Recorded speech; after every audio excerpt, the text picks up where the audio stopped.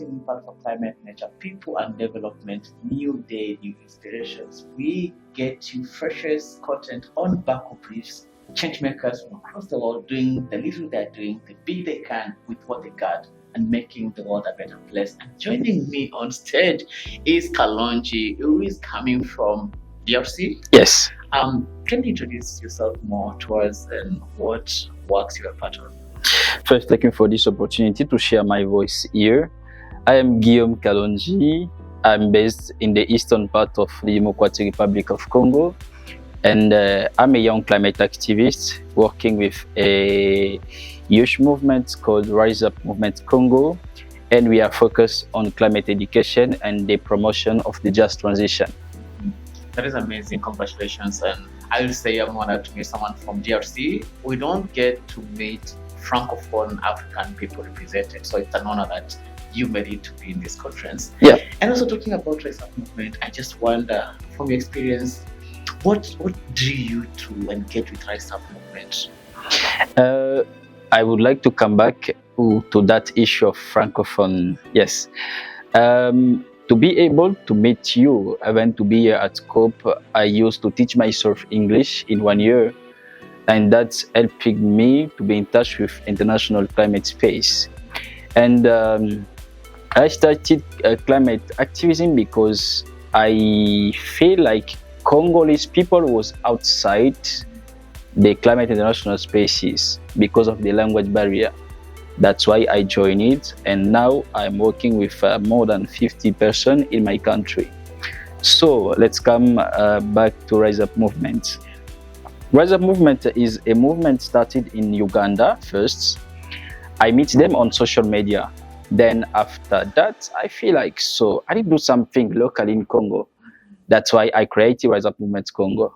Then after that, people started to join me. And the goal was to see young Congolese people present where there is people from Tanzania, Kenya, Uganda. We went to see Congolese also because it's one of the biggest countries in Africa, one of the country where we have 50% of African water, one country where we have 60% of the Congo rainforest. And it was like an injustice to see Congolese people outside place where they are talking about Congo. Then we are using smartphones and any other things relative to new technology, even electric vehicles. Minerals are coming from Congo, 70%. So that means that everywhere they are talking about the just transition or the climate solutions, they are talking about Congo. But how can they do that without Congolese people? So that's a bit of things that motivated me to engage and work with Rise Up Movement Congo. That is amazing, and actually, first, congratulations. It takes a lot of courage to even, go out of your language comforts and study a new language, and it just goes to show how exclusive the climate movement is. If you cannot speak a language, it just automatically keeps you out. And I appreciate that you took the courageous, risky route and taught yourself this so that you can engage at that level with other global climate celebrities or climate activists and advocates. And that brings me back to that you're from Congo and starting the Democratic Republic of Congo Rise Up Movement chapter. What are some of the activities or initiatives that you've been leading in your country, and how is this transforming the youth and the advocates within DRC? Thank you. The fact that there is the language barrier in the country, that means the communities don't know more about the climate change, and they are facing the effect of climate change, but they are thinking that it's about witchcraft. They are thinking that it's a God that is who is sending. They are thinking that it's someone in a certain village. So what we are doing actually is climate education. We are going at schools, universities, even in communities to teach people. We are reading a lot. We are attending international climate activities, so that we can have a lot of capacity to go back in the communities and teach them. And since we started, we are now seeing people changing their narratives about what they are seeing, because they have been even a victim of some conflict. Because if someone is thinking that you are causing what is affecting him, he will attack you, while it is the climate change. So since we started, people are now understanding slowly by slowly, and we hope that things will be okay. And the other side of our activity is now the promotion of the just transition. Till now, we don't have a lot of capacities to give alternative to people, but what we are doing is advocacy. Because, around the Congo rainforests, people don't have access to electricity. Let me say, 70% of Congolese people don't have access to electricity. That means 70 million of Congolese people. Then to have cooking energy, they are practicing deforestation, and it's helping them to produce charcoal. That is a kind of a big pressure to the Congo rainforest, which is helpful for stabilizing the climate in the Central Africa, even in the planet Earth. So we are trying to see how to provide them alternatives. That can be clean cooking stoves, that can be solar panel kits for lights, because we feel like there is some villages in Congo where hospitals don't have electricity. So one panel, one battery, and one light can help a baby to come on Earth in the good condition. So that is what we are doing and what we are trying to do. Yeah. Amazing. What you guys at Now Media is a platform to really connect these church makers on what they're doing in their communities, why it's important, and getting the daily inspirations into how we can support them and be part of the movement they are creating. At times, not so good conditions, but yet hopeful that they can make more partnerships and support to the initiatives.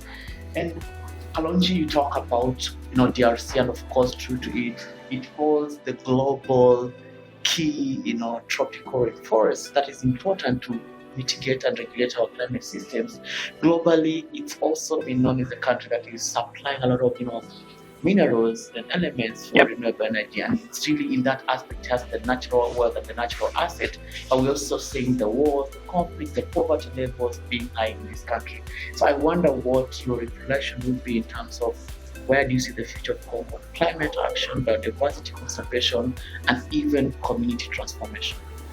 The future of Congo, first of all, I want to say that it's young people in the Democratic Republic of Congo who has the key to unlock that future. Because our authorities, they maybe don't know really what is happening inside Congo, because they can be based in the capital state, while Congo is very, very big. We have people in villages who are facing what they are facing. We have people in the eastern parts who are running from village to village because of insecurity. We have people who are being killed. So young people who are victims of what is happening, they have a lot of motivation to change things.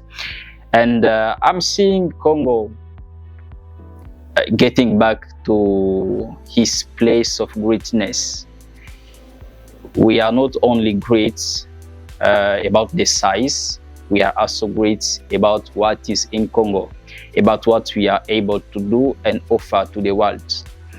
Congo can become one of the richest countries in Africa if our resources are being exploited in the right way. That means paying the right price before to exploit. That means transforming minerals in Congo to give a job to young Congolese people. So I'm seeing my country in that level. I'm seeing my country leading the just transition, the energy transition in the planet Earth in the coming years. Congo, the local potential, Congo, the country that we just under the transition, Congo, that is a global leader of biodiversity conservation and restoration of our landscapes. And finally, to Kalonji, there are young people that are getting inspiration from your talk. I wonder what word of inspiration would be to them if you might just look at this camera and inspire them today.